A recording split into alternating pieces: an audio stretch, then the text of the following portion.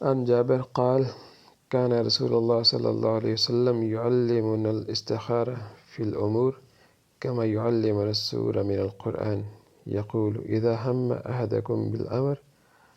فليركع ركعتين من غير الفریضہ۔ حضرت جابر رضی اللہ عنہ سے روایت ہے کہ رسول پاک صلی اللہ علیہ وسلم ہم کو اپنے معاملات میں استخارہ کرنے کا اس قدر اہتمام سے ہمیں استخارہ کے بارے میں سکھاتے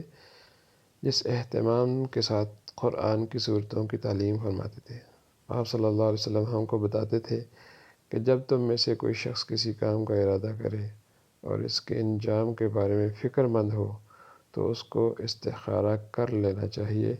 پہلے وہ 2 رکعت نفل پڑھے، اس کے بعد اللہ کے حضور میں اس طرح عرض کرے اللہم انی استخیر، جو پوری کی پوری دعا ہے یہ پڑھے۔ اس لیے کہ بندوں کا علم ناقص ہے۔ بس اوقات ایسا ہوتا ہے کہ بندہ کوئی کام کرنا چاہتا ہے اور اس کا انجام کے حق میں وہ نہیں سمجھ سکتا، نہیں جان سکتا، جس کے بارے میں رسول پاک صلی اللہ علیہ وسلم نے صلاۃ استخارہ تعلیم فرمائی اور بتایا کہ جب کوئی خاص اور اہم کام درپیش ہو تو 2 رکعت نماز پڑھ کے اللہ پاک سے رہنمائی اور توفیق خیر کی دعا کر لی جائے۔ استخارہ کی حقیقت اور اس کی روح یہ ہے کہ بندہ اپنی عاجزی اور بے علمی کا احساس و اعتراف کرتے ہوئے اپنے علیم کل اور قادر مطلق مالک سے رہنمائی اور مدد چاہتا ہے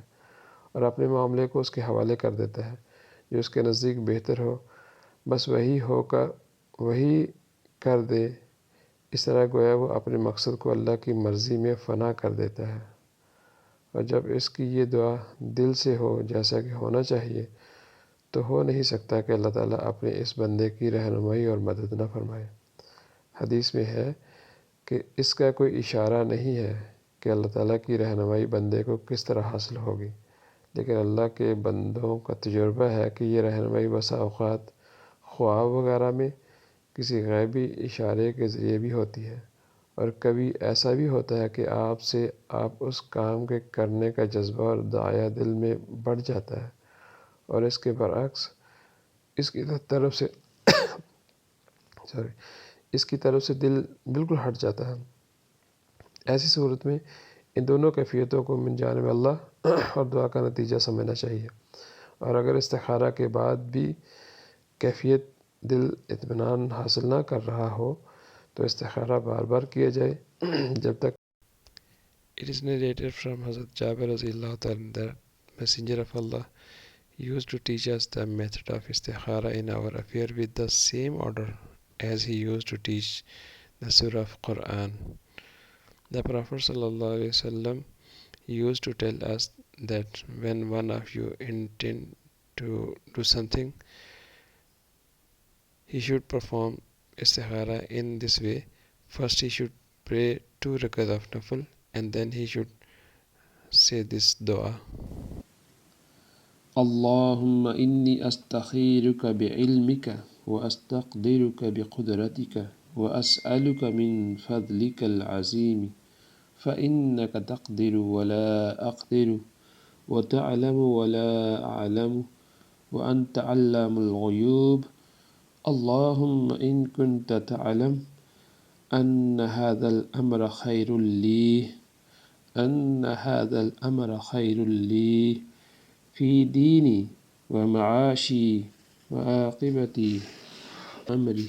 فاقدره لي ويسره لي ثم بارك لي فيه. وإن كنت تعلم أن هذا الأمر شر لي في ديني ومعاشي وعاقبة أمري فاصرفه عني واصرفني عنه واقدر لي الخير حيث كان ثم أرضني به.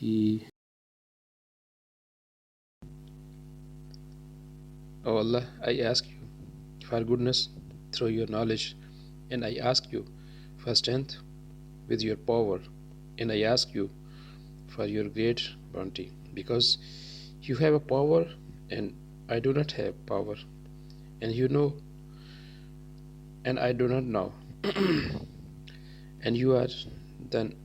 knower of hidden thing. O Allah, If you do know that this work is good for me in my religion, in my life, in my work, then make it important for me and make it easy for me. Then bless it for me. And if you know that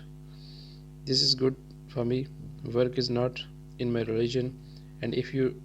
turn your back on my life and my action, then turn him away from me and turn me away from him, and make good for me. Wherever you are, then make me agree with it.